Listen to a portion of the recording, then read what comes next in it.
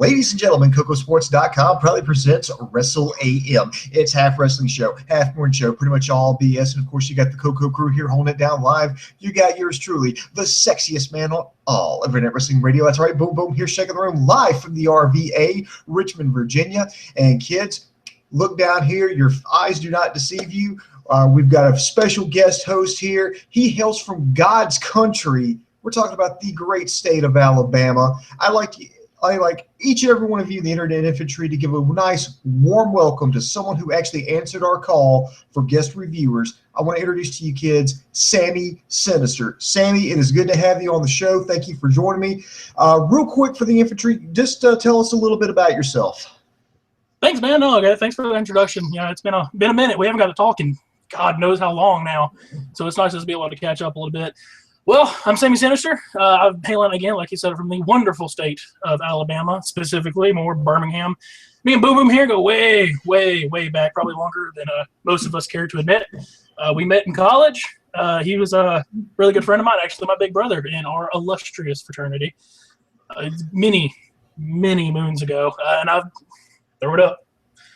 I've been, if anybody knows what that is, then you know exactly why we're as close as we are, even though we haven't got to talk forever. Been a wrestling fan since I was a kid. Got into it when I was real, real young. Started with Sting, like most kids in my demographic. Grew up with Sting, and it's been a fascination since. I fell out of it a little bit in college, unfortunately. In the last 4 or 5 years, really got back into it hardcore. And honestly, unlike what a lot of people would say, thank God for the network, because it's allowed me to go back and relive some of those things I had as a kid and stuff that I never got to see or would have got to see had it not existed. All right. Well, of course, if you read the title here, we're checking out NXT. Of course, NXT coming off just a wildly successful, in my opinion, special event, NXT TakeOver Dallas. Normally, the first question I ask is win, loss, or tie, but I don't know if that really applies in this situation, but I'll ask it anyway. So first question I'm going to ask you, Sammy, do you give this show a win, a loss, or a tie? Yeah, I'm probably going to give it a tie, just because, like you said, the nature of the show, it was just a recap show, which are just, when wrestling, I've never been big on recaps, or recaps in any manner for that speaking, but we did get to see a match that we didn't get to see on Friday. I'm sure we'll get to that in a little bit. But just due to the nature of the beast, I'm just going to give it a tie just because nothing spectacular happened, but it wasn't boring. So if you weren't able to catch up on TakeOver over in Dallas, then it really gave you a good snapshot of everything that happened with some decent music. Usually they pick something a little more annoying, but I could at least handle what they picked this time. Yeah, absolutely. I really feel like it was kind of a wasted opportunity by WWE and NXT. I really felt like maybe you could have had it. I know at least one more, but maybe 2 more matches. I think you could have taken some of the ladies out there. You could have had maybe Carmella versus Alexa Bliss, or maybe even bring in Peyton Royce or Billie Kay, and then you could have had them wrestle, and whoever won would be the new #1 contender after, of course, I know all this was done before the big show, but still, that would be fine. You could have them wrestle, whoever, and whoever wins, they're the new #1 contender, pending the outcome of whoever wins the women's championship match. I think you could have used the opportunity to pull out people like Rich Swann, Christopher Gerard. That's the former Biff Busick. I know there's a lot of debuts, so I don't know if I'd want to debut somebody else so they would get lost in the mix. But I think you could have taken some guys that had like minor roles and bring them out there and just try to, give them a pat on the back. Hey, you've worked your ass off for us. Come out here, give us a match. I really felt like they were too, and this is the reason why I think it was kind of a waste of time with the recap. Is this is on the WWE Network? This wasn't on TV. This isn't on Spike TV. This isn't on Destination America. This isn't on USA. To get this, you have to subscribe to the WWE Network. And if you've already subscribed to the WWE Network, well, if you've been living in a goddamn cave somewhere and you missed TakeOver, guess what? If you already subscribed to the network, go back, watch it. And if you needed persuasion to watch it, first of all, check your damn pulse. I think something's wrong with you here. So I really felt like it was a blowout. I think the only thing that kind of made it worth it was the backstage interviews, post-match interviews. And I think the thing that I liked most about that is just the raw emotion. Out of all that, all the people they talked to backstage, a lot of these guys were fucking crying. I mean, Oh, absolutely. Jason Jordan, man. Jason Jordan Absolutely. he was barely holding it together. Sami Zayn was holding back tears, and I'm like, wow, this is what I love. This is why I like wrestling. To me, NXT, and see, Sam, I want you to jump in on this one here. I feel like NXT is like the college football of professional wrestling. They get the best and brightest from all these minor league promotions. They bring them in. They take what they've got and they coach them up. They mold them. And then they send them up to the main roster. But there's just such that that they're not there for like the six-figure contracts. They're not there for for ego. It's because they love wrestling. They want to do well. They want to shine. They really want to impress. And they go out there. They give it 110%. And to me, that just makes the product more enjoyable. Yeah, no, I would 100% agree. I never thought about putting it like that, but it makes sense. Like, to me, especially over these last maybe month or two, it really just reminds me of classic old school wrestling from when, even before I was a kid, way, back in your day in the Stone Age. It reminds me just because, they build up during the week. Not every show. Some people were even going as far as saying like NXT was really slow building up to Dallas. And I thought I agreed. And the more I watched them, I'm like, no, these are just, they're going out there, they're having these quick matches, build people up, get them to the pay-per-view. And you can tell that, like you said, they just love wrestling. That it's an outlet where they can go to have that love of wrestling, but still make a pretty good living doing off of it. All right. Let's kind of dive into the show here. Now, I know that Dave and LK, they've done their thoughts on NXT TakeOver Dallas, but due to the nature of the show, and I really feel like it's appropriate for me and you to actually kind of comment about TakeOver Dallas, about call-ups, about debuts. I think it's appropriate in this case. So, please feel free to do that. So we start off with the first thing we talk about is they introduce Kathy Kelly. She is absolutely brand spanking new. This is the first time I've seen her. She was at WWE headquarters in Stamford to kind of narrate the event. I did not like the green screen effect that they had. I think it just looked way beyond cheesy. I mean, it looked beyond fake with the monitor, especially that fucking orange. I know I'm nitpicking here, because sorry, almost a fucking decade in the news business. I've seen this shit before. I hated that fucking orange cord on the monitor that ran up under it. And plus the whole arena thing looked so fake to me. I hated that. It was really unnecessary, honestly. I'd have been a lot happier had they had just done it at a desk with maybe her and Corey Graves, maybe Tom, and just had them talk about the show and then bust into those vignettes that they did. But yeah, I kind of felt the same way about at least the setup. Now, as far as Kathy Kelly goes, if I'm not mistaken, she has been an indie darling for a little while now. She, I don't know if you follow any of the wrestling podcasts. Sam Roberts, of all people, is really good friends with her, and I got introduced to her because of him. Found out some of these stuff, and so she's not just a pretty face. Much like they've been going after people who actually know the business nowadays. She knows her stuff. She is very, very smart to the business. That's something I was going to mention. I've never heard of her before, and you can maybe you can educate me on her a little bit more. Was she like more of like a backstage personality interviewer, or was she actually a wrestler? She was just one of those backstage like Renee Young kind of positions. Okay, that makes a little sense because she did come across to me as like a reporter. It's like she came across to me as like someone who is a reporter, or an anchor, somebody who's comfortable with reading a prompter, somebody who's comfortable behind the camera and can emote, and so I did like that. Then they introduced the package about the tag team championships, American Alpha versus the Revival. Since I haven't had a chance to talk about it, I will say I enjoyed that match. I thought it was fantastic. I think it was a great way to start the event off. American Alpha, absolutely red hot right now.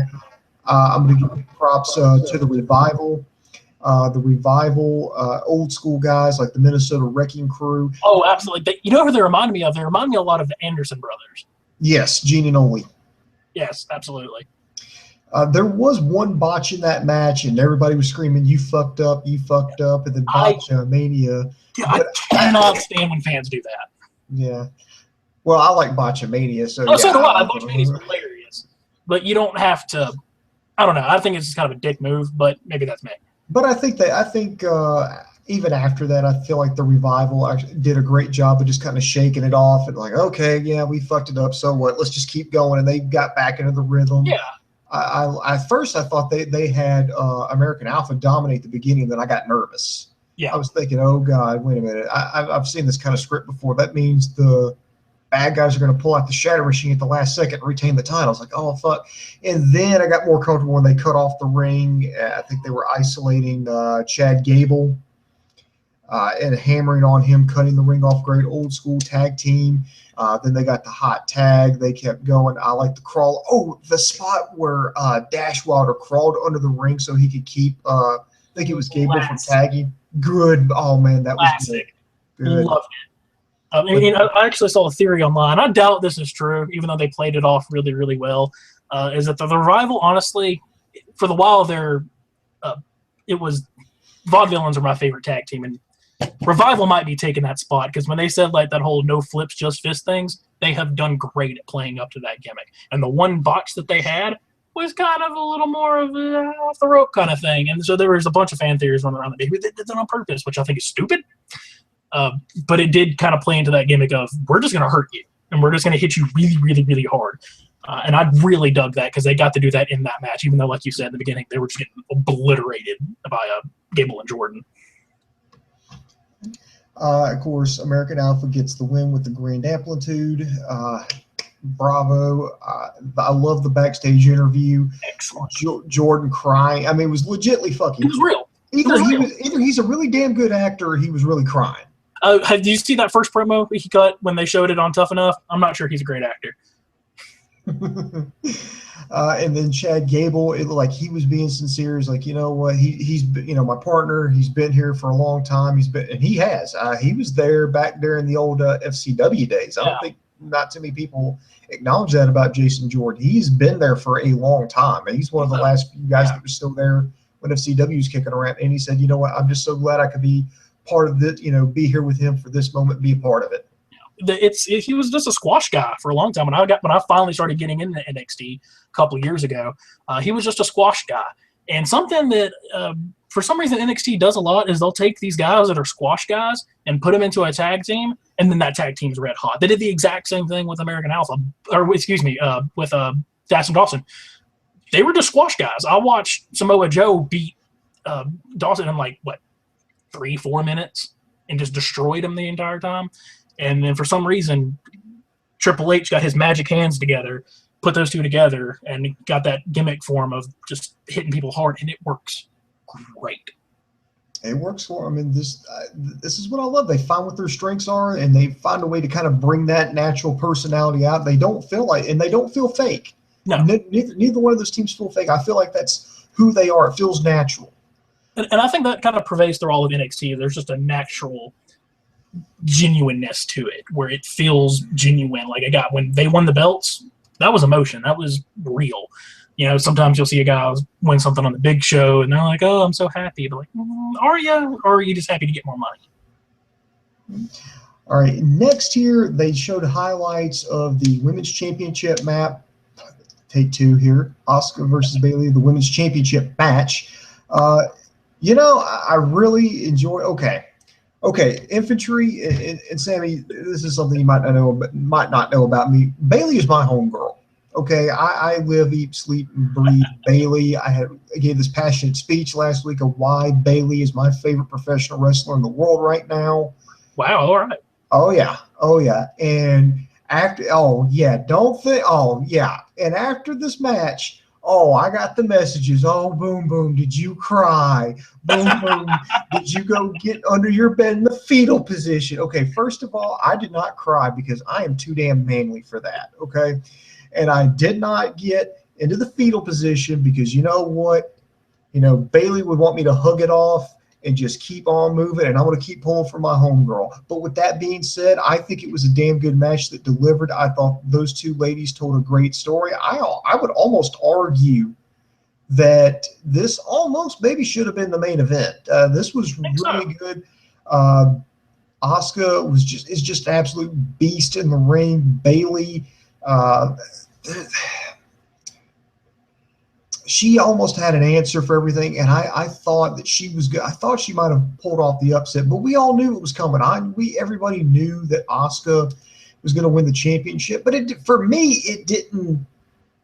It didn't make it hurt any less, if I can use the right term. But I think how the match ended was actually a shocker, because everybody's like, okay, Asuka's going to win. Oh shit, Asuka won. I mean, they did it like when they did Kevin Owens versus Sami Zayn. You know, Bayley got hit in the Asuka lock, could not get out, and she just didn't. She just passed out, and the referee called the match and crowned Asuka the new champion. And it just, to me, just watching the event, it just sucked all the energy, all the air out of the room for like a split second. It was just like, holy shit. It's like, dude, it's over. And somebody's like, oh, but you knew it was coming. I'm like, yeah, but that's like somebody saying, oh, I'm going to kick you in the nuts. Okay, they've said they're going to kick me in the nuts. I know they're going to kick me in the nuts. I'm bracing for them to kick me in the nuts. But you know what? They're still kicking me in the nuts. It's still going to hurt. Same thing. It's just like, we knew this was coming. We were prepared for it, and it happened, and everybody's just like, ooh. And I think it's gutsy booking by NXT. And let me say why. Bayley is by far their biggest over babyface in that company, bar none. And I'm saying I'm talking as a babyface, not just as a woman, but as a babyface. She's bigger babyface than I would say, argue that bigger than American Alpha, bigger than Finn Balor, almost bigger than Sami Zayn. I mean, and her gimmick is super over, and I think that takes gutsy booking to take that out. And I thought, okay, she's about to move up, and then when Monday Night Raw happened and she didn't debut, yeah, I was like, now some things start to make sense to me. I thought, okay, well, they're just getting the belt. No, I think what they're doing now, and this is just my theory here, I think they're going for a Rocky 3 storyline with her. Because remember, in Rocky, okay, the first match, Rocky loses, but he goes the distance. That's the point. And and Bayley did that. She went the distance several times, just couldn't win the big one. Then in Rocky 2, he gets the rematch and he gets the win and wins the championship. Well, Bayley, she goes in, wins the match. I mean, it makes a statement. And then in Rocky 3, Rocky's riding high. He gets the shit beat out of him by Clubber Lang. He hits rock bottom, and he's got to find a way to make that comeback. And I think that's what happened now. She walked in there against the Beast Asuka. She lost, and now she's got to find a way to bounce back. I mean, she is gonna. I mean, she even said. I mean, when she had her interview backstage, I mean, she was just crushed. Yeah. I mean, she was like, I think. There's a couple of things that stick out to me. One, it was when Corey Graves said, you know what, Bayley didn't quit, her body just gave out. And I think that was such a great line that encapsulated everything. And then this backstage interview, it almost broke my heart, because it was like, I felt like I let the kids down. I felt like I let my parents down. And it's just like, it just crushes you. You want to give her a hug. Because you just felt so bad for her. And she's like, you know what? But it's not about how many times you get knocked down. It's about how many times you get back up, and I'll be ready to come back, when I'm ready. Which lets me, then that line right there lets me think, well, maybe they're not going to call her up to WWE just yet, or to Raw just yet. Maybe they're going to let her, hang around there just a little bit longer. And if they're, when she says she's ready, maybe there's going to be a rematch. It won't be immediately, thank God. It won't be on a regular NXT show. Maybe it'll be another takeover or two, maybe another, sometime later this year. So, all right, I'm going to play a game here. Okay. It's called Fact or Fiction. I make a statement, and then you tell me if my statement is fact or fiction, and why. So, fact or fiction: Bayley will challenge Asuka and pull off the upset and hand Asuka her first loss. Fact or fiction? Fact. I'm going to go fact. And here's why I'm going to go fact. I think they're going to keep Bayley low for a little bit. Honestly, I think what they might do is keep her off TV for a minute and then have Asuka just destroy the entire women's division. I'm talking just obliterate everybody, because she still hasn't got to wrestle Nia Jax. So when that goes down and she can just pummel her, that's going to give her more credibility. And I'm talking just have her blow through everybody, an unstoppable force. So when Bayley does come back to get that Rocky 3 story, it's even more odds against her, because Asuka has beaten everybody. And I'm going to play devil's advocate here a little bit, just a little bit. Is I love Bayley. Who doesn't love Bayley? Fun Size loves Bayley. Everyone loves Bayley. My 3-year-old son, who really doesn't care about wrestling, he'll watch it with me every once in a while. He loves 2 people. Bayley, and you can probably guess who the other one is, if you had to pick somebody. Is it on in NXT? It's in main roster. He likes one other person, main roster. Would it be? It's not Roman Reigns, is it? It is not Roman Reigns. Because he's a role model, you know. He loves John Cena. Loves John Cena. And I have argued with people up and down. John Cena's not my favorite. He's not even my top 10. He's not my top 20. He's not even my top 30 favorites. But if Jack had to pick an actual somebody to be a role model and somebody to kind of look after, you know what? I think he could do a lot worse than John Cena, even though I don't think he's that great. As a human being, he's a decent dude. And within that, he loves Bayley. But how can you not love Bayley? I mean, she's just the cutest thing that has ever existed and fights so hard. And honestly, I think there's going to be a part whenever she does make it up to the main roster, I think she's going to fill that WWE void when John Cena leaves of being that ambassador and the person that does all the Make-A-Wish and somebody. And it's God thank Bayley because she there's a little reason for little girls to watch wrestling again. There's been a long time but like she's a good entry for that. And I absolutely adore that about her. But yeah, it's to get back to the original point. Fact, she'll come back and beat Asuka, but only after Asuka has decimated everybody else. Yeah, and then I look and it's like, well, kind of where do you go from there? But I'm thinking maybe they'll call it because if not, they're going to have to call her up because if she loses to Asuka again, loses her rematch, she's dead. She's dead. I mean, So either she has to win or she has to move up because if she doesn't do either, she's dead. Yeah, I mean, it's going to kill her gimmick because she's the underdog. And though I'm going to play devil's advocate in that I am an Asuka fan. She is my number one girl right now. I adore Asuka. So I was really happy that she won. So yeah, I was like the one guy going, yay. No. It was you and Dave Coco. You got to meet Dave Coco. Trust me, he's got like I think he wears Asuka pajamas. I am pretty sure he does. She's got a fan base, but you could tell that the crowd was real upset when Bayley lost. Like she got some hard boos, and I think because of that, I think they're going to go ahead and make Asuka full heel. Because just walking out, especially after Nakamura stopped to help up Sami Zayn, and then she stopped and just looked at Bayley, and then just kept on walking. Yeah, I thought she was going to attack her, and I was like, dude, that's kind of a dick move. But I kind of wish she would have, truth be told. Yeah, or at least they need to do something in the future to make her a full heel. I don't know. That's interesting. I kind of like that. But I do like the idea of making her just like this beast. Kind of like the female version of Brock Lesnar. Same thing. But with talent. Plus 50 points. 70 shots. All right. Let's see here. Moving on here. They did a recap of the Austin Aries Baron Corbin match. Oh, man. Let me just say this. That was the shocker for me. I thought they were going to put Baron Corbin over. I really did. But then I was shocked to see Austin Aries get not just the win, but kind of like a fluky win where he escaped out of the end of days, which was cool because nobody's ever gotten out of that before, but he did it with a roll-up. Yeah, it was a cool spot, but he did it with a roll-up, which I hate. I hate fucking roll-ups. Dear WWE, never do that again, ever. Signed, sincerely, everyone. P.S. Fuck you. Yeah, and then, okay, and let me just address the elephant in the room. Baron Corbin got a WrestleMania moment. Yeah. Yeah, what are your thoughts on that? What are your feelings? Fuck Baron Corbin. I hate this fucking piece of shit. You don't like Baron Corbin? I hate him. Honestly, I have a love-hate relationship with him because when he's in the ring, I think he's got a good amount of talent, and he can play the big guy card. He slams really hard. I don't like that new I don't even call it like a spinning suplex, the deep six, which is also the stupidest name of a finishing move I've ever heard.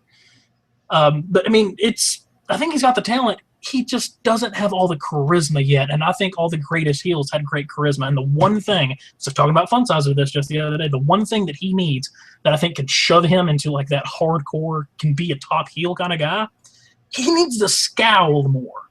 He just comes out there and looks kind of, I'm a bad guy. If he would just scowl and look like he's angry, I think he can go places. I think he could. I just think he needs more experience. And now, don't get me wrong. I'm glad that he's getting off NXT. That's fine. He can go get his ass buried on the main roster. But then again, if Roman Reigns is any indication, as long as Vince McMahon can masturbate to your photos, you don't have to have talent to be successful. I'm not so sure that he is going to jump up to the main roster right away. He might do that. He just did. He just did. I know he premiered, and he might have a couple matches there. But what I'm kind of hoping they do, I'm going to hope more than I think. My hope is that he'll stay down at NXT and then work with Balor for a little bit, because winning at WrestleMania, he can come in and go, listen, Balor, I did what you couldn't do. I beat 30 guys at one time. I had a WrestleMania moment. You didn't. I'm better than you, and now I want your belt. And then have have Baron work him up a little bit, kind of like he did with Joe. Kind of build up his confidence a little bit, kind of force him into that top heel spot eventually, so that NXT can have a top heel guy when Joe inevitably leaves or one of those other guys. Is my hope, at least. Yeah, it just kind of drives me crazy because, I mean, it's just Corbin's attitude about it. And plus, he's not that good. I mean, they're like, I know why he did it. I know why he got moved up is just because, for one, he's tall. Two, he used to be in the NFL for a cup of coffee, and Vince McMahon can masturbate to his picture. That's it. I mean, that is straight. It's like Vince McMahon showed up at NXT, was watching all that, and he was like, "Oh, I didn't know these guys existed. Let's call these guys up." But boss, we don't think they're. Who cares? Who cares? They're tall. I want him, damn it. I mean, just the fact that people who have been down there and busted their ass, they're good athletes. People like Finn Balor, people like. I would say Hideo Itami, but he's injured right now. God, I hope he comes back soon. People like Bailey, people like the Vaudevillains, people like Jason Jordan, people like Chad Gable, people, like what's his name? I can't think of Sammy. Well, no, he had that. Never mind. God, who the hell am I thinking about? I'm sorry, I'm blanked here. This blank brought to you by ProWrestling.me. The Vaudevillains. Sorry, the fact that they go down there, they have real talent, they work their asses off, and they don't get a WrestleMania moment, but a piece of shit like Baron Corbin does pisses me off. Yeah, and they bring him out on Monday Night Raw, and I'm like, you do realize this kid's not ready. He's not. And I was like, you're setting this kid up for failure, which as much as I hate Baron Corbin, I don't think he even deserves that. I don't believe in setting people up for failure. You need to set your employees, your athletes up for success, and I feel like you're robbing him of that opportunity by calling him up while he's still greener than turtle shit. Yeah, their track record with bringing people up from NXT, with very few exceptions, is not a great one. My favorite guy right now is Kevin Owens. He's my number one top guy in the business, if not cross-promotional. He's my top guy. He stuck out, and even he's still in the mid-card slot. But their track record is not good. The Ascension, who I thought would get over really good, completely bombed through no fault of their own. Tyler Breeze, who is a great heel, and only if that when you look at Tyler Breeze, you can look at him for 5 seconds and go, you know what, I hate that guy. He is a prick. All these guys have just sputtered out. So their track record is not good, and it's not looking good for him, and it's not looking good for Apollo Crews. All right. Then next we had Finn Balor versus Samoa Joe, which I think was a really good match. And the shocker was we all thought the challengers were going to sweep. I thought Balor's getting called up. Balor's going to get called up. And then not only, and I think that was a great ending. Yes. He took a muscle buster. He kicked out. He then, when he got locked in the Koji clutch, he managed to reverse. He reversed out and turned it to a pinning combination and got the win. Samoa Joe was just completely shocked. I mean, he completely sold that loss. He's like, holy shit, I lost twice. I was like, I had him. I fucking had him. I had him dead to rights, and he got me. And he was just by himself. And, I mean, this whole match was almost kind of doomed from the get-go because they butted heads in the opening seconds, and Samoa Joe got busted open. And I mean, that was unintentional, but it turned out to be fucking cool. I mean, he's got that blood smeared all over him. And then they have to stop the matches because they got to go tend to the cut, and the crowd's getting pissed off, and they're picking back up the pace. Oh my God, that was a brutal match. I absolutely love that main event. I absolutely loved it, honestly. And we'll get to the other matches from later in the night here in a little bit. I thought that the best match was, and what everyone else is going to say, which is Nakamura and Sami Zayn. But the story that Balor and Samoa Joe told was fan-goddamn-tastic. It was amazing. Like, if he wouldn't have busted open and bled, it still would have been a great match. And I'm not a guy that thinks you need blood. I think you can tell a great story without blood. But in that instance, I honestly think it added a lot to that story because it made him look like a true monster. Yeah, it's just like, you busted me open, so what? Let's keep going. And it's just like, that's one of those, when life hands you lemons, you make lemonade. There's a quote from the Rock put on his Twitter maybe a year ago now. It's like, when what was it he said? It's like, when life hands you lemons, you squeeze those little motherfuckers until you achieve greatness. I was like, that's great. And I feel like they did that a lot here. Like, they took something that could have been negative. Like, I very, very, very well could have ended that match. I think there's a good chance Triple H or one of the other higher-ups gives a cue to the guy and goes, hey, guys, y'all got to go home. Y'all got to end this. But they didn't. Thank God they didn't, because it turned out in their favor. It did. It really did. I was actually also shocked not to see Finn Balor debut on Monday Night Raw. We all thought, okay, he's coming. Here comes the Bullet Club or the Balor Club.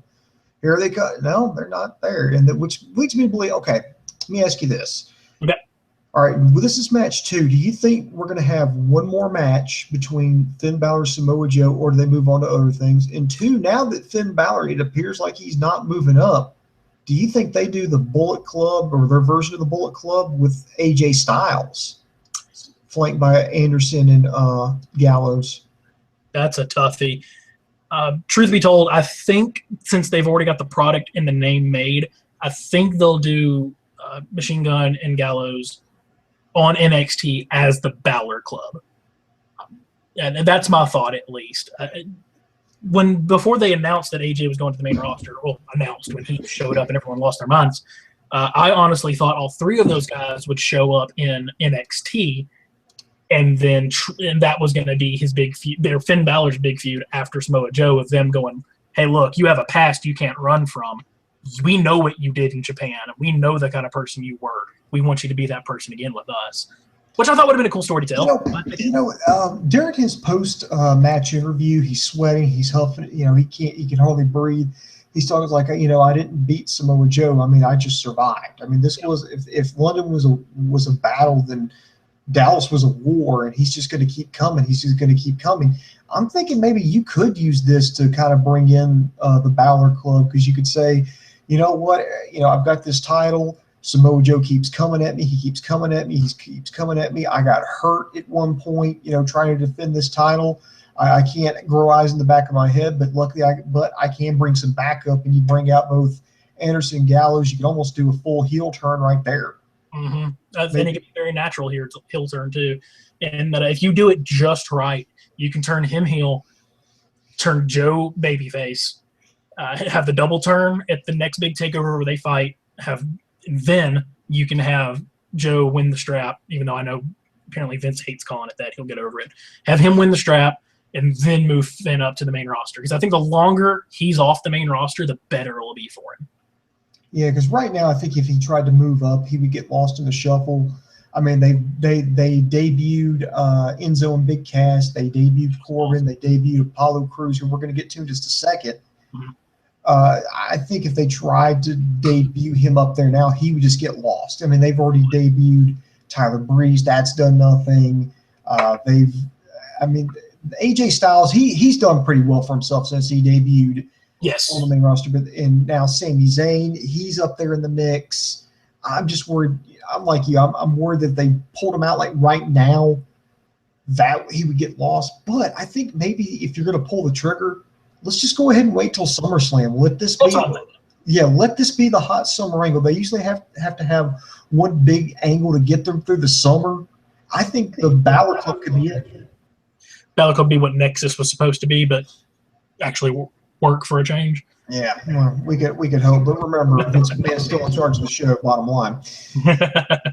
Okay, then we get to the only match of the night, and that was Apollo Crews versus Elias Sampson. Oh, and by the way, Infantry, Dave messages me like while I'm at work while TakeOver's going on. He's like, "Hey, are you in Dallas?" I'm like, "What the fuck are you talking about?" He's like, "Yeah, everybody's messaging me saying that you're sitting ringside at TakeOver Dallas." And I'm like, "What the fuck are you talking about?" It's like they say some guy looks like you. It's right there. He's right there in the front row. He's right there at ringside.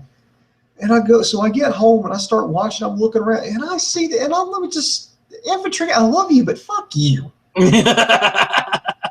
I saw this fat motherfucker in a red shirt. Let me tell y'all something. I wasn't in Dallas. I wish, but no, I wasn't. And let me tell you something. Look at this. I am a sexy motherfucker. Get them guns, bro. Exactly. I've seen what this face did when we were in college, and trust me, ladies, it is nothing of what he's. I mean, what? No, it's great. It's great. We're good. We're good. Yeah, so I'm in shape. I mean, I've got sideburns. I got nice flowing hair that I wash daily. It's great. I look nothing like that guy. How the hell? The fact that you can mistake him for me, it breaks my heart. It really does. All right, my heart, Fredo. But we got to get anyway. We got to get on to the only match here: Elias Sampson versus Apollo Crews. I think it was a decent story for what it was. Now, Elias Sampson, I don't know. A lot of people are like kind of just indifferent to him. They're kind of agnostic to him right now. I don't know nothing about him. That's the thing. I think we don't know that much, but I think that's supposed to be the character. Maybe he's supposed to be like an emo version of the Honky Tonk Man. Because instead of out there jumping and jiving in the one-piece, custom suit, he's just singing, whatever, I hate you, I'm going to kill all of you, blah, blah, blah, just at least he can play the guitar. I'll give him that. I'm waiting for him to hit somebody with that guitar. Yeah, damn it. I'm waiting for that day. I'm waiting. He's like, come on. You want to do it. Just fucking do it. The one thing that drives me crazy about him is the scarf. I don't know what it is. It's like I think you forfeit your ability to be a badass if you wear a scarf. I mean, that's like Steve Austin coming out wearing an ascot. It's like, no, I'm not buying it. Real try hard. He's supposed to be the drifter, which if you've ever actually met any drifters, they're not pretty boys with scarves. They're like ex-bikers all loaded up on crank that are probably going to run guns to the NRA/IRA, God knows who it was. They're scary people. He just looks like a pretty boy wearing a scarf. Okay, but that aside, I think he's got a pretty decent moveset. I think he's had some decent matches. I like the story that they told. Remember when Crews wouldn't let go of the arm? Yeah. He was going to throw him the outside. He drug him outside with him. I didn't see anything like that before. I like that. Of course, Apollo Crews eventually gets the upper hand, hits that spin out, that toss power bomb for the win. Hey, too easy. And then 1, 2, 3 gets the win.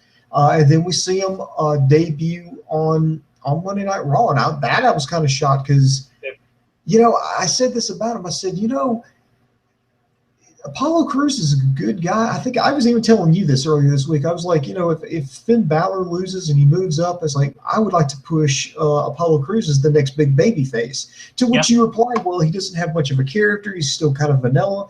And I'm like, yeah, that's fine. You can sculpt him. You can mold him. You can bring out that natural personality. That he's got great charisma. He's got great agility. He just does a lot of phenomenal moves. I mean, that somersault he did, when he got thrown up on the ring apron, jumped up on there and did the flip backwards. God, that's fucking amazing. And then they called him up. And so the same argument I just made about Corbin, I'm going to make about Crews. I feel like you're setting this kid up for failure because I absolutely 100% agree. He's good. I like him. I want him to be successful. I just don't think he's quite there yet. I do wish him the best of luck, though.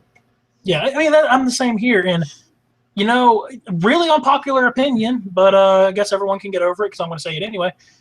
I really like Apollo Crews. I think when he first debuted, I thought that, like, man, this might be one of the few times, and God knows how long, where someone can get over based off their moveset and their work alone. And I no longer think that. And I think that is because, and I'm going to use it in a derogatory term, but I usually don't, he's an indie wrestler. And he works like an indie wrestler. Whereas, most of the times with those guys, you can get over without needing a character because you can just rely on your work. You can't do that here. And he still does not have a character at all. He's got every ounce of talent you can have. His agility and his strength are almost second to none, and they're combined in the same person. But if they don't get him doing something soon, and if he's going to stay on the main roster, and I'm really hoping both of those weren't just a surprise, he has got to do something. Which is when I made the post where you talked to me about Cruz, I was like, they need to put him with the New Day. I said it as a joke, and I kind of thought about it. I'm like, you know what? He would fit in perfect. Yeah, he actually would. He would, because he'd be the perfect medium between Kofi's agility, Big E's strength, and he would fit perfect. And then at the same time, even though they just kicked Wade out of the League of Nations, if they replace him with somebody and then Cruz jumps in there, boom, 4-on-4, it's fair now. And I feel like those guys being veterans will bring out the best in him. I think he could. But let me ask you this. Do you think the only reason Apollo Crews got called up is because Vince McMahon saw him on Friday and was like, I have to have him. He's got big muscles. It wouldn't surprise me because we all know it's pretty apparent that there are days where all Vince cares about is height and muscle power, which Cruz has the muscle, absolutely, without a doubt. He's not the tallest guy in the world, but good God, is he strong. And his work style is great. I mean, that pop-up, twist, I don't know what they're calling, a fade-out power bomb or something like that. A toss power bomb. Yeah, toss power bomb, something like that. There's just this phenomenon going on in WWE right now with a blank power bomb. What is your finisher? Somersault power bomb. What is yours? Fade-out power bomb, which I'm okay with. I love power bombs. But it just seems to be like the new thing, which honestly, Cruz needed the power bomb because the Gorilla Slam moonsault wasn't quite doing it. It was cool. I didn't believe it as a finisher. Yeah, I agree with that. I think it's a good, holy shit, there's a signature move, but I don't buy it I don't buy that as a finisher. The toss power bomb I can buy as a finisher. Yeah, which speaking of going back to the match with Samson, Samson, I don't know if you noticed that, didn't take that very well. He landed a little funny. Yeah, he did land a little funny. I hope he's okay. I didn't hear reports that he was roughed up. Yeah, I would figure he's okay. All right, and then we get to what they ended on, which I think was the match of the night, the highlight, Shinsuke Nakamura versus Sami Zayn. Now, first of all, if you don't know who Shinsuke Nakamura is, okay, you need to hand back in your Internet Infantry card, but you can redeem yourself. Go check out, go into the interwebs and just type in Shinsuke Nakamura and just find out as much as you can, because the best way I can describe him is picture like Freddie Mercury and Michael Jackson had a baby, and this baby had hammers instead of knees. That is very close to my description of him. I always described him as if Macho Man had sex with Michael Jackson. And that's pretty much Shinsuke Nakamura. They had match of the night. I mean, that they just delivered. And there's this great picture that went around Twitter of I think it was Jason Albert, the former Prince Albert, watching the match on a computer monitor, and Vince McMahon standing right there behind him, just kind of like his this look of disbelief on his face. I haven't seen that picture. You'll have to send it to me. Yeah, it's just it was like, see, this is what real wrestling is, Vince, and the crowd was amazing for that. I'm going to say, I'm going to go and say it now. Nakamura versus Zayn, match of the year candidate. Oh, absolutely. I mean, I'll do you one step more. We've both been watching wrestling for the most part. We'll say most of our lives. I'm going to put that in one of the top 5 matches I've ever seen. Yeah, I mean, there's usually when you hype somebody up, you kind of set a trap for them because you feel like you can hype it up so much that they just can't deliver. And there's been very, very few times when something, and I'm talking like anything, I'm talking music, movies, cars, politicians, you name it. There are so many times things or people or places, stuff get hyped up so much that the real thing it's impossible for them to live up to it. I mean, it's a trap. But Nakamura just fucking delivered. And Zayn was just like, you know what? Fuck it. I'm losing. I'm gonna go. I'm leaving out of NXT. This is my last match. I'm gonna go up to the roster full time. So damn it, I'm gonna have a damn good match. And he had 2 good matches. Zayn had 2 good matches within 72 hours. Mm-hmm. Which is why I think they took him out of that Fatal 4-Way. Oh, that's exactly why they took him out. That's exactly that. I think that's the reason why, because it was just bit too much. It was a well-deserved night off. Yeah. Mind you, he didn't have to take a power bomb to get said night off.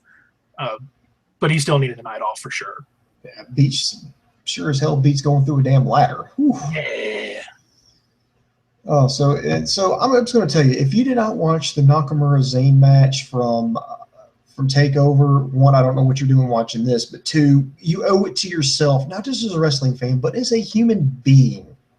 You need to go watch this. In fact, if anybody ever gives you any shit, why do you like wrestling? Why do you like wrestling? Go like, sir, I must ask you to have a seat upon my couch, and then cue this match up and be like, this, sir, is why I enjoy the sport of professional wrestling. I've done it, man. I did it. I have a couple of roommates, and they'll watch it with me every once in a while, but neither one of them are fans. I've watched that Nakamura match 3 times now with 3 different people, and each time everybody was just, that's amazing. I can't believe they did that. And I can't believe, like I said, it's one of the greatest matches I've probably ever seen. And I've watched thousands and thousands of matches, so please, do yourself a favor. Sit on the couch, put your feet up, take your pants off, grab some form of liquid beverage, I don't care what it is, put your hands in your pants, turn on the TV, tell your TV, you show me Sami Zayn versus Shinsuke Nakamura, and I'm going to watch it, and it will obey you, and you will have the best, well, how long was that match, 15 minutes? I don't remember. I don't know. Time stood still for me. It did. It was amazing. Like, and I'm going to get super emo for just a second. When that match was over, I didn't cry, but that was so emotional. Like, it's going to be a long time before I see another match like that. It was that good. Absolutely. And if you want to see Shinsuke Nakamura on NXT, you can check it out next week because they're promoting him for next week's show, which I definitely want to see. I actually want to see if NXT can get their shit together because I really felt like the London show kind of hurt them because after that London show, they went on hiatus. And plus they stepped up their touring schedule. So they had like 2 weeks of just the best of 2015. Yeah. And then when we started getting stuff here, it was stuff down at Full Sail University and the University of Central Florida that they recorded like everything. Like over like a couple of weekends. They recorded like about 3 months worth of programming in like 2 weekends. And it really suffered because it got them out of the rhythm. I'm hoping now they get back into a rhythm. It was real dull TV for a while there. Real dull. Like, mind you, I still enjoyed it, and there were some fine matches there. All 3 of the Sami Zayn Samoa Joe matches were fantastic. But man, it was still some slow TV. Oh, yeah, it was rough. It was really rough. But that'll do it. And you know what? It's time for comments. Comments and questions. Are you ready? Let's do it. All right, here we go. Andy Papp says, welcome to you, Sammy. And he likes your Giants blanket, by the way. That is a flag, good sir. And I don't know if y'all can see it. There's also a Giants rug. There's 3 more Giants flags. Those are Giants football. And I got this just for you. So you go. Boom. How about a Giants luchador mask? How about that? Boom. Oh, God, I missed you. All right. All right, let's see. I'm trying to get to questions here. Joe Hare, just tuning in now, yet to watch. Okay, just tuning in now, yet to watch, but may reconsider and just skip it. Yeah, Joe, if you skip it, that's fine. But I would at least, if you're a big fan, I would check out the Apollo Crews Elias Sampson match. But if you watch TakeOver, you essentially watch this show. Honestly, I think you can miss it. Like the Elias Sampson Apollo Crews match, it was okay, but you can miss it and wouldn't miss anything. All it is a blow off to that, 2-episode feud. Danny Bolton says Samson won't last. He doesn't have anything to his character, which I kind of agree, but I think that's kind of coming out now, that mean streak he's got. He can play, and he does. There's usually like a cardinal rule that people tend to violate is don't bring anything or present yourself as something that you can't do. And Elias Sampson, he can play the guitar. He brings out a guitar. He can play it. So it doesn't come off as fake. I mean, you don't want to bring out like, a whip if you can't crack it. You don't want to bring out a rope if you can't lasso anybody. You don't want to bring out a, I don't know, hell, don't bring out I was going to say a gun, but no, don't ever do that ever. Don't ever do that ever out there. Hey, don't pull a Brian Pullman. Yeah, just don't bring out bowling pins if you can't juggle them, just. I'm right there with you. I think he has the start of a character. Yeah, he got the start, and that's what they're there for. They are there to develop those characters and pull them up.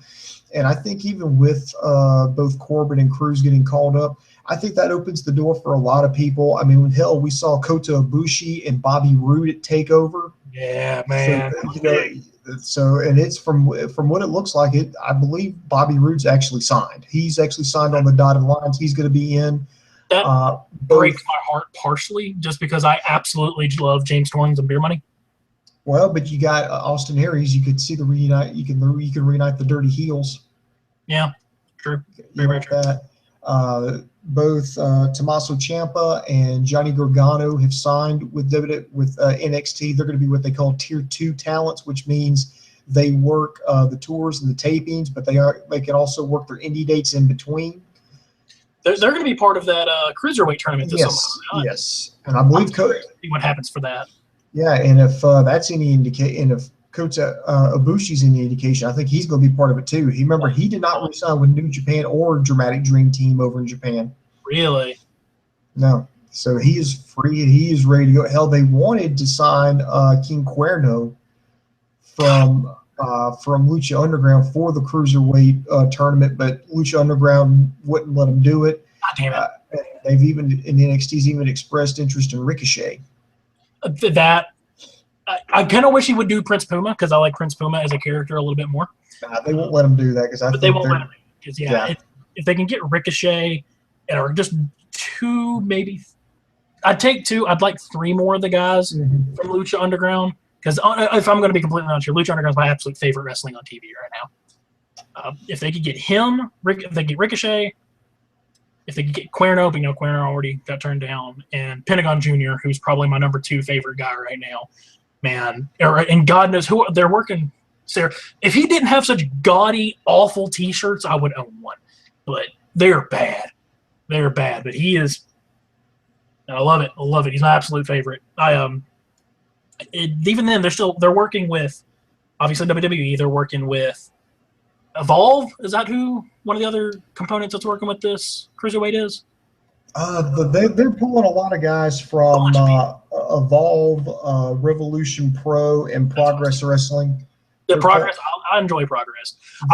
If they bring in Progress, can they bring in Jesus, please? Can they bring in Sweet Jesus? I think I know who you're talking about. Yeah. Jesus. They're bringing in Zack Sabre Jr. and I believe I think they're bringing in Will. I don't know if they've got Will Ospreay, but I know they got Zack Sabre Jr. Cool. I'm interested in seeing a lot. I'm interested to see how this shapes up. I really am. I really wish. I think maybe Bushi would be good to bring in, but I don't know if they could wrestle him away from New Japan for long enough. I mean, you're not going to get him. You're not going to get Tanahashi. You're not going to get Okada. You're not going to get any of those guys. Well, you have to be under 205 to get in there, so I just don't. Well, that takes out Tanahashi. Okada might make it. I'm not sure. Oh, well, it doesn't matter. Mm-hmm. Let's see here. One more questions here. Let's see. I am Mike Ashman. He asks, how long do you think Nakamura will be on NXT? Also, do you think certain talents need to hold NXT gold before call-ups? No, I don't think you necessarily need to hold the gold. I just think it's kind of embarrassing when they try to like hype up Baron Corbin. It's like, oh yeah, he tore Path of Destruction in NXT. It's like, yeah, who the fuck did he beat though? Rhino. That was about it. Yeah, he beat Rhino. He squashed some jobbers in under 60 seconds, and that's it. And he got blown up after not even 5 minutes in a tag match. Yeah. Shit, it's pretty sad when I've got better fucking cardio than you. Yeah, I can agree with that. But Nakamura, okay, fact or fiction time. Nakamura will be on the main roster this time next year.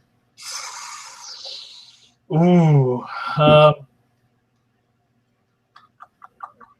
going to go fiction. I think they're going to keep him in NXT a little bit longer than that. I'm going to go fact because I think Vince had to see the reaction that he got, and I think if all it is just a matter of getting him acclimated to WWE style, I think that hell, I would be in a fucking hurry to get him acclimated to get him up to the main roster if that was me. Matt, I mean, I've liked Nakamura for a while now. His work style is great. And when you say get acclimated to WWE style, that actually really worries me because I think one of the things that made that Sami Zayn Nakamura match so good is that it felt like a New Japan match. Not that the WWE, I'm ragging on the WWE style. The WWE style is great in its own right. But that Japanese style works better for what they did. And so if they do bring him up to the main roster, they have to give him credible opponents, which is the problem with a lot of the people that are on the main roster right now, like the Lucha Dragons, mainly Kalisto, some of the other Lucha and Japanese guys, is they force them to work in the WWE style, and it doesn't work for them. So they need to have, if they're going to bring up Nakamura, they have to have credible opponents for him. They've already got some. You know, you've got AJ Styles, you've got Kevin Owens, you might have Sami Zayn. You're probably going to have Sami Zayn up there. You might have some of the other guys that have worked around New Japan. But if you don't have them and you don't have him working that style before he starts working other people, I think, honestly, he might fall a little bit. And he needs to go up there and be a star, which is going to be great for wrestling in general, if for no other reason than he's an international star. All right. Next here is from Danny Bolton. He says, I think Cruz should have held the title before getting called up. He still has a few potential matches. Oh, I agree. I think it's way too early to call him up. Way too early. And, you know, some people, and people have actually made this argument to me, and I think it's fair. There's like, well, you know, Finn Balor's kind of a vanilla character. He's kind of bland. And I'm like, okay, well, and if you believe that, then you definitely got to think that about Apollo Crews. And if they're calling up Apollo Crews, why are they not calling up Balor? Yeah. No, I think I agree. Not that I'm complaining, because I'll get to still see him, you know, wrestle good matches on NXT. Yeah, absolutely. And it's, you know, I think the flat thing as far as Finn Balor goes, that comment's like, yeah, when he's Finn Balor, he's Finn Balor. But one of the things that makes him great is when he does go into the Demon, which he's done a great job at separating his two different entities. That's where he shines. And even when he's not the Demon, he has great matches. But yeah, should he have held gold before he went up there? I think it wouldn't have hurt, even if it was just tag teams with somebody. It only could have put some more prestige on it. Honestly, I don't think this was planned. I honestly think this was last second. I think this was Vince McMahon saw Apollo Crews on Friday and said, I want that man on Raw, and they got him up there, got him up on Raw on Monday. It's either that. My theory is it's either that, or it was, since they did the whole Shane taking over Raw thing, it was them just kind of giving. Don't even get me started on that. One of the dumbest goddamn angles I have fucking seen. Jesus Christ. Do people not fucking pay attention? Do they not? It's like logic does not get in their way of anything at WWE. It's like, okay, we had a match between Shane McMahon and The Undertaker, which lasted 27 goddamn hours. And the one thing we wanted to see, we got to see, you know, Shane McMahon pull a Wile E. Coyote. Only thing we needed was a little crater in the shape of his body at the bottom on the floor. That's all we needed to have to complete the picture. You know, basically, Shane McMahon goes, well, you know what? I want control of Raw. And Vince McMahon's like, well, you have to wrestle The Undertaker, and if you lose, then you don't get control. But and if Undertaker loses, then it's his last WrestleMania match ever. Well, then that put us in an awkward position. Well, they wrestle and they wrestle and they wrestle, and Undertaker almost fucking murders Shane. I mean, you had a non-wrestler go 30 minutes with Taker. A non-wrestler go 30 minutes with Taker. And then what's the first thing that fucking happens? Yeah. Well, I won the match here. Here, have control of Raw. I'm like, what? Why? And then, silly. I know what you're saying. So, well, you know, maybe, you know, they're trying to give credit to Shane McMahon for calling the guys. Well, how would Shane know that Vince would give him control? I mean, it was a spontaneous thing. So how would these NXT guys know to be there? How would they know to have their gear? Yeah, it's that whole willing suspension of disbelief.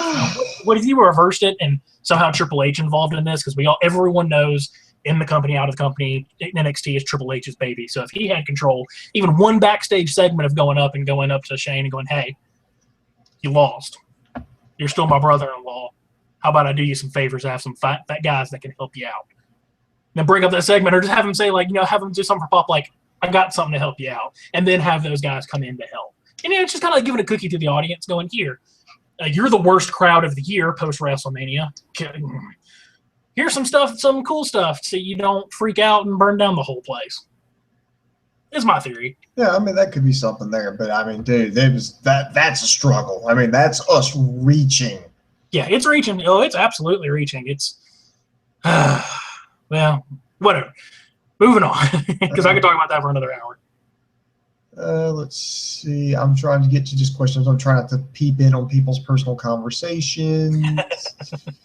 Ryan Rogerson says, good to see me again. Hey, good to see you too. Andy Paps is, again, a big Giants fan.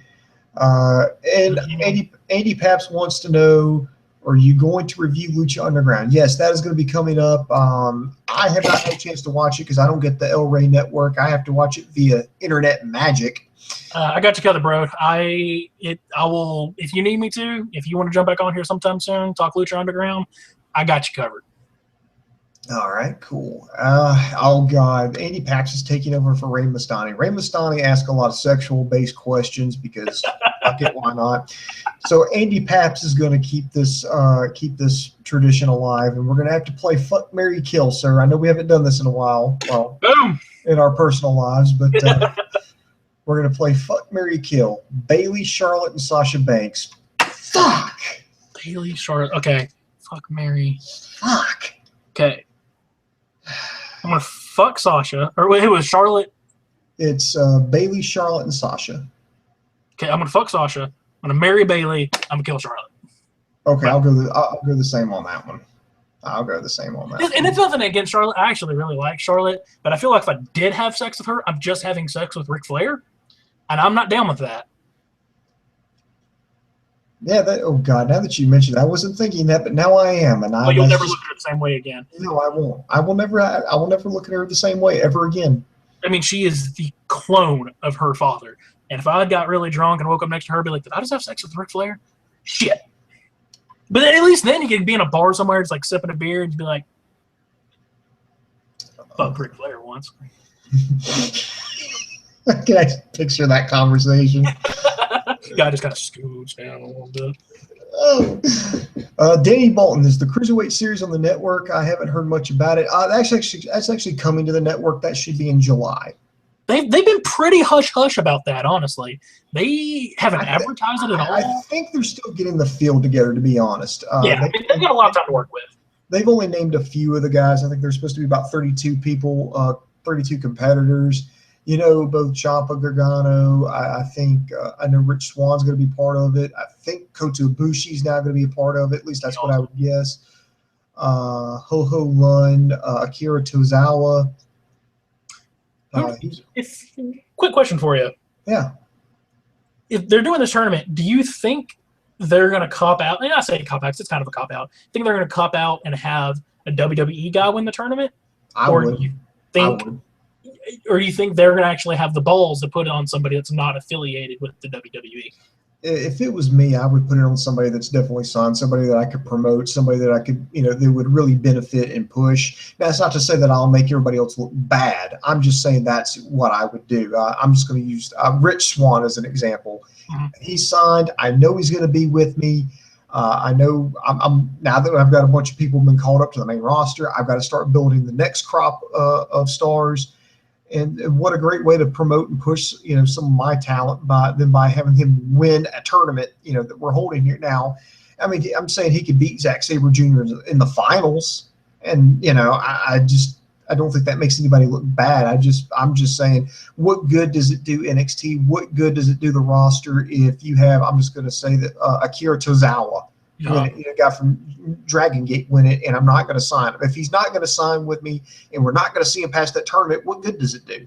No, and I agree with you. I think the only other way they could do it is if they have somebody that's not signed with the WWE win it, have the prize for winning it be a WWE contract, because then you could have somebody like Ibushi in there, and then you could win them at the very last minute. Go, by the way, here's your papers, here's your check, welcome to the WWE. No, obviously, kayfabe it. You'll know beforehand. Yeah, but it's a good way to bring, like, hey, look, we're working with other people, and we're going to make them a star.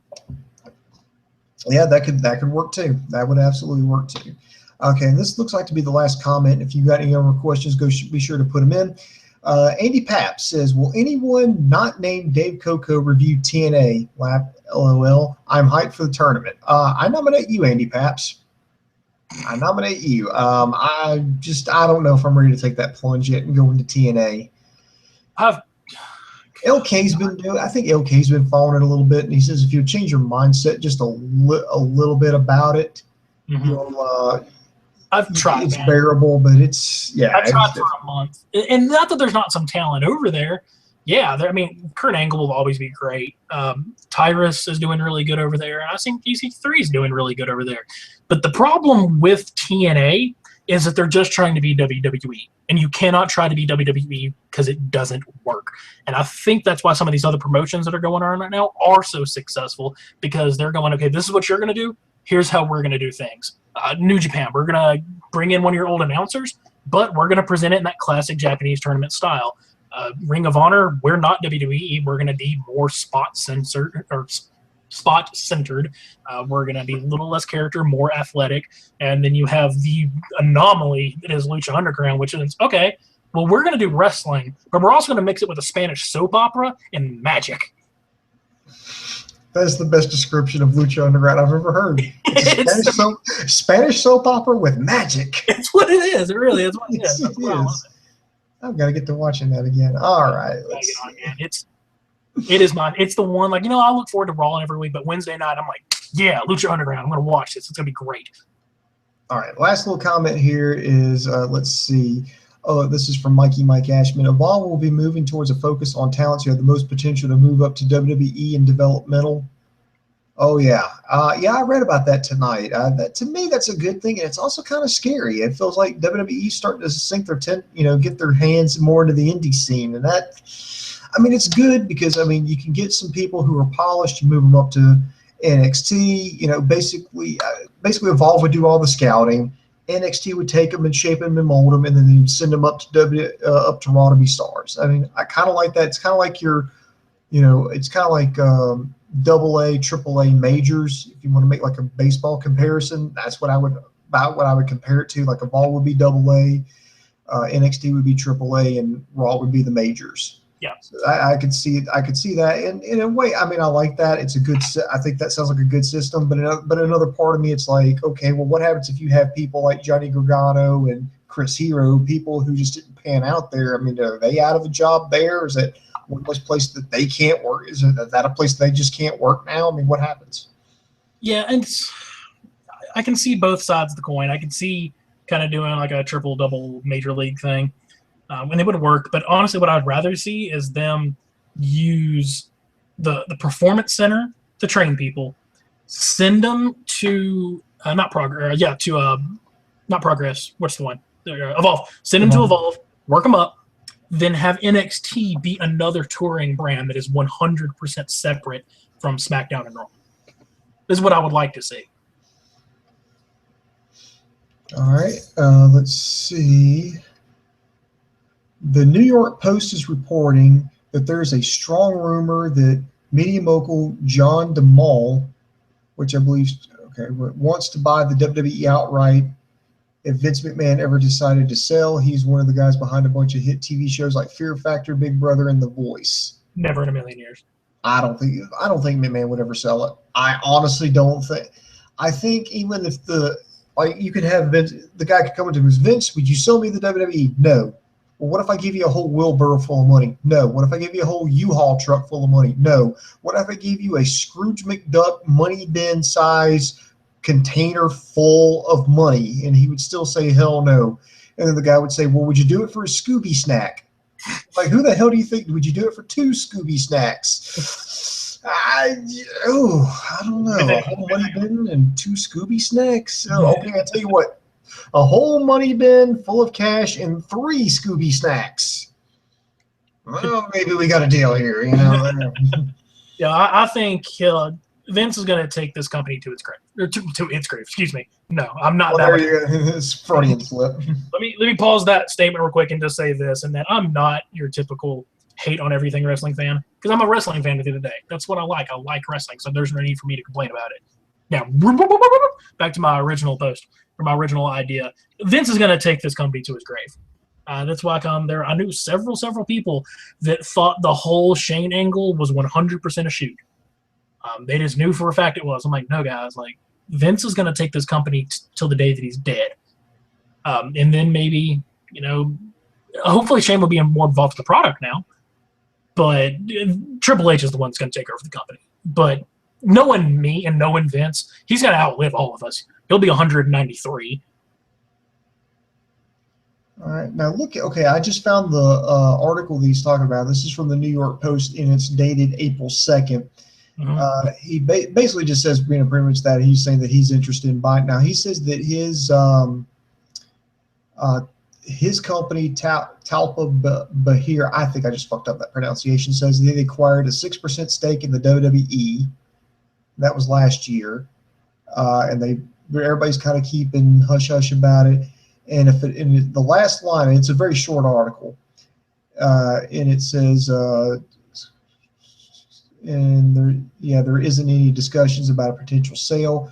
And okay, the last line is, if a deal is struck, DeMol would have to grapple with WWE's $1.3 billion market cap. Good God Almighty!